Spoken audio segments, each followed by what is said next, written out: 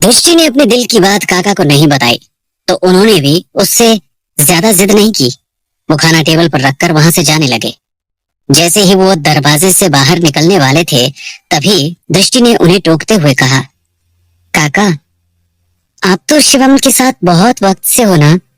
आपको तो शिवम के बचपन के बारे में सब कुछ पता होगा कि शिवम कैसा था, किससे बात करता था, कैसे रहता था। आप मुझे कुछ बताओगे? उसकी बात सुनकर भैरव काका उसके दिल का हाल समझ गए। उन्होंने मुस्कुराते हुए दृष्टि की तरफ देखा और कहा, अच्छा, तो आपको शिवम बाबू की याद सता रही है, इसी वजह से आप तब से परेशान हो। हाँ, मैं तुम्हें शिवम और उनके बचपन के बारे में सब कुछ बता सकता हूँ। मैं उसके साथ तब से था जब वो पैदा हुआ था, और तब तक रहा जब वो अपनी माँ के साथ वहां से चला नहीं गया। भैरव काका की इस बात के बाद दृष्टि ने उनसे सवाल करते हुए कहा, क्या? इसका मतलब शिवम की माँ शिवम को वहां से लेकर आई थी? और क्यों? दृष्टि के सवाल पर भैरव काका ने बड़ी ही उदास आवाज में उसे जवाब दिया और कहा, बेटे, शिवम बाबू की जिंदगी में सिर्फ तुम्हारे परिवार से ही ताने नहीं बढ़े थे, बल्कि उसकी तो पूरी जिंदगी ही पत्थरों पर लिखी गई है। वो जहां गया उसे वहां बहुत ठोकर मिली, दर्द मिला, दुख मिला। इसीलिए जब मैं तुम्हें देखता हूँ तो बहुत खुशी होती है कि कोई तो ऐसा इंसान है जो मेरे शिवम बाबू पर जान छिड़कता है, उन्हें जान से ज्यादा प्यार करता है, और शिवम उसके सामने अपने दिल की हर बात कह सकता है। भैरव काका की इस बात ने दृष्टि को और गम में डाल दिया था। दृष्टि ने अपने आप को संभाला और बड़ी धीमी आवाज में भैरव काका से पूछा, मुझे सब कुछ जानना है कि शिवम के साथ क्या हुआ, क्यों हुआ, और उसकी माँ उसे यहाँ लेकर क्यों आ गई? भैरव काका ने दृष्टि की तरफ देखा तो उनकी आंखों में आंसू थे। उन्होंने बड़ी धीमी आवाज में दृष्टि को जवाब देते हुए कहा, धोखा धोखा मिला था शिवम और शिवम की माँ को, और शिवम अपनी माँ से बहुत प्यार करता था, आज तक करता है, और इस धोखे की आग में शायद वो अब तक जल रहा है, मगर उसके फर्ज ने इस आग को अंदर ही दबा दिया है। शिवम कुछ और था और अब तो शिवम कुछ और है। वो एक हंसता खिलखिलाता बच्चा था जिसे जिंदगी से बहुत प्यार था। वो हमेशा दूसरों को खुश देखना चाहता था, दूसरों की खुशी के लिए जिया करता था। उनके चेहरे पर मुस्कान लाकर उसे बहुत खुशी होती थी। पागल था, पर अच्छा वाला पागल था। चाहे कितना भी बेफिक्री का नाटक कर ले, मगर उसे अपनी जिम्मेदारियों का पूरा एहसास था। लेकिन जब उसे सच पता चला तो उसकी जिंदगी के सारे रंग उड़ गए। लोगों के चेहरे पर मुस्कान देने के बजाय उसके खुद के चेहरे की मुस्कान गायब हो गई। शिवम के पिता भावेश शाह ने शिवम की मां मृणाल को धोखा दिया था, वो भी किसी और लड़की के लिए। और जब ये बात शिवम की मां को पता चली, उन्होंने वो घर छोड़ दिया, या ये कह लो कि भावेश ने धक्का मारकर उन्हें उस घर से बाहर निकाल दिया।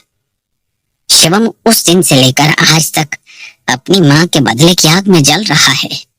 उसने शाह खानदान से सारे रिश्ते नाते तोड़ दिए और वो दोबारा उनसे मिलने कभी नहीं गया। मगर 10 साल बाद शिवम के दादाजी यशवर्धन शाह को अपने पोते की याद आई, क्योंकि शिवम अपने घर का इकलौता वारिस था। अपने खानदान को बचाने के लिए यशवर्धन शाह ने शिवम को दोबारा शाह खानदान में आने के लिए कहा, उससे माफी मांगी, मगर शिवम शाह खानदान में वापस नहीं गया। अपने दादाजी की बहुत विनती के बाद उसने शाह खानदान का सारा बिजनेस तो संभाल लिया, लेकिन एक शर्त पर कि दुनिया में किसी को पता नहीं चलेगा कि ये सब कौन संभाल रहा है। इसीलिए आज तक पूरे इलाहाबाद को ये तो पता है कि शाह खानदान का युवराज शिवम शाह उस बिजनेस को संभाल रहा है, मगर वो शिवम शाह कौन है ये बात आज तक कोई नहीं जानता। किसी ने भी शिवम शाह की शक्ल नहीं देखी। शिवम ने आज तक अपने डैड को माफ नहीं किया है और शायद ना ही कभी करेगा। वो बस एक सही वक्त के इंतजार में है। उस वक्त के इंतजार में जब वो अपनी माँ के बदले की आग से उस लड़की की जिंदगी बर्बाद कर सके। खैर, कहा था ना मैंने कि शिवम दूसरों की खुशियों में खुशी ढूंढता है। उसके बाद उसकी जिंदगी में एक अलग ही मोड़ आया, तक्षक नागवंश का मोड़। और इस मोड़ ने उसकी जिंदगी बदल दी। उसने इस बदले की आग को उसके दिल में दबा दिया और उन पर जिम्मेदारियों के पत्थर डाल दिए। शिवम अपनी जिम्मेदारियों के रहते अपनी माँ के इस बदले को पूरा ही नहीं कर पाया। उसने उस लड़की के खानदान को जलाने और मिटाने की कोशिश की, मगर तब भी उस खानदान से बचकर कुछ लोग वहां से भाग गए। शिवम उन लोगों की तलाश में घूम रहा है और मुझे उम्मीद है कि वो बहुत जल्द उस परिवार के सारे लोगों को ढूंढ कर मिटा देगा। दृष्टि बेटा, शिवम ने बहुत पहले ही जिंदगी जीना छोड़ दिया था, मगर जब तुम उसकी जिंदगी में आई तो उसकी जिंदगी महक उठी। उसने दोबारा सांस ली और जज्बातों को महसूस करना शुरू किया।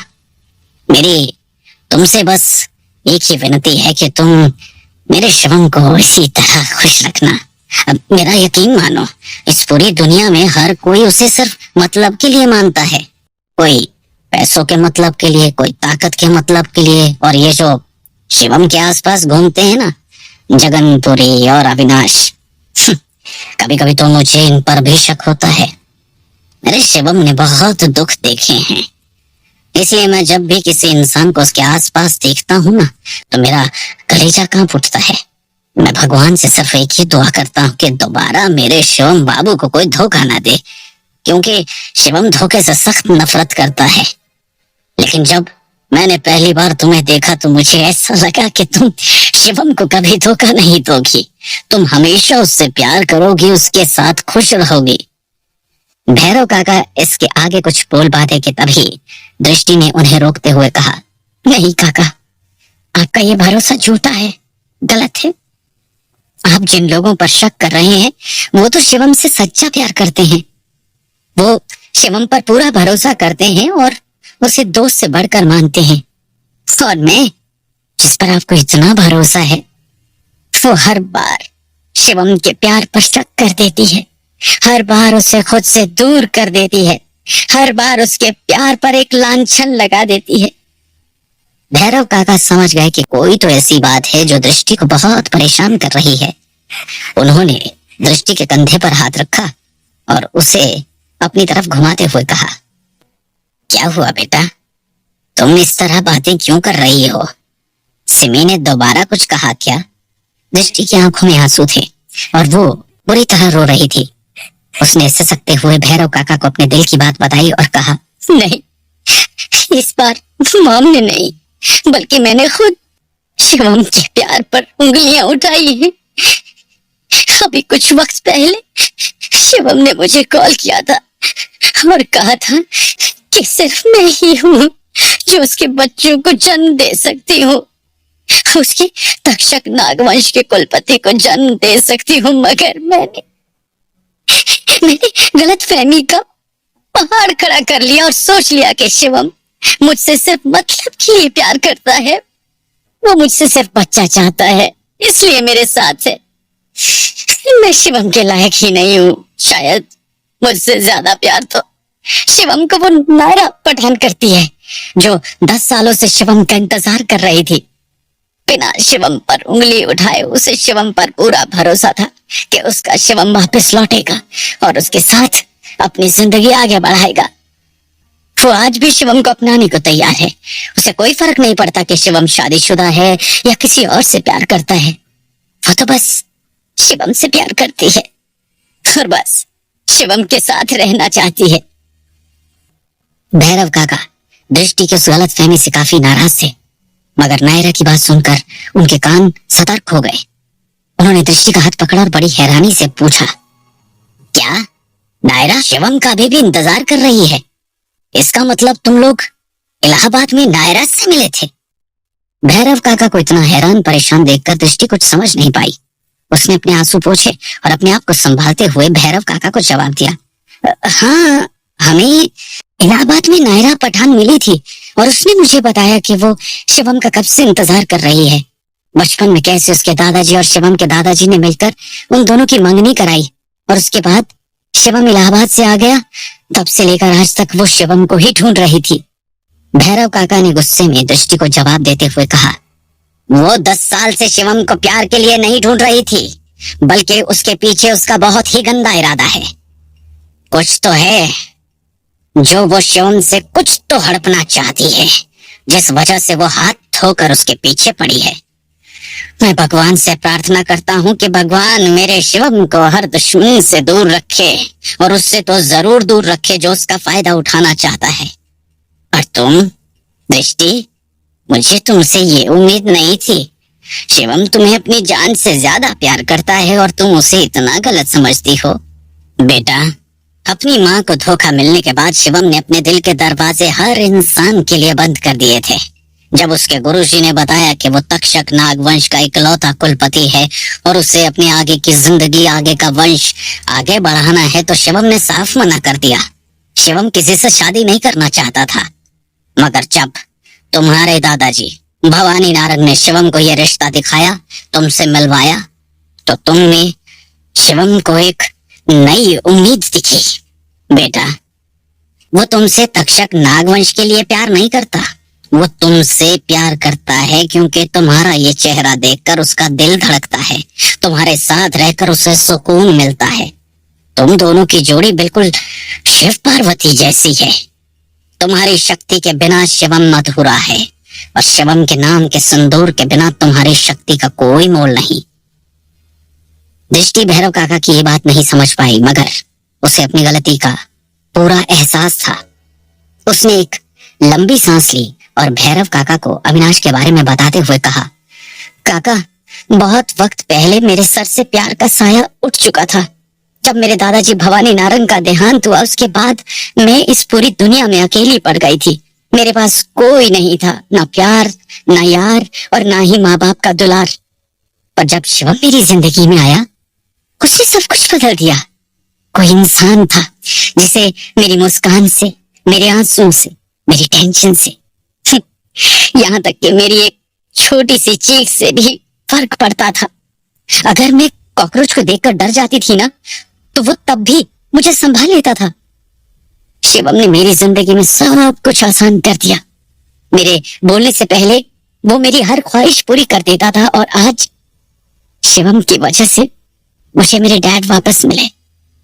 उन्हें अपनी बचपन वाली दृष्टि याद आई, और शिवम की वजह से ही अविनाश में मुझे एक दोस्त दिखाई दिया। पर आज मैंने वो दोस्त खो दिया। आज मैंने अविनाश को शिवम के बारे में वो गलत फहमी वाली बातें बताई, तो वो मुझसे बहुत नाराज हो गया, और शायद अब वो मुझसे कभी बात नहीं करेगा। क्या भैरव काका दृष्टि के दर्द को समझ पाएंगे? क्या वो दृष्टि और अविनाश की दोस्ती को सराह पाएंगे? कहीं वो दृष्टि को गलत तो नहीं समझ बैठेंगे? कहीं वो दृष्टि और अविनाश के रिश्ते को गलत निगाह से तो नहीं देखेंगे? हांगकांग में शिवम के साथ इस वक्त क्या हो रहा होगा?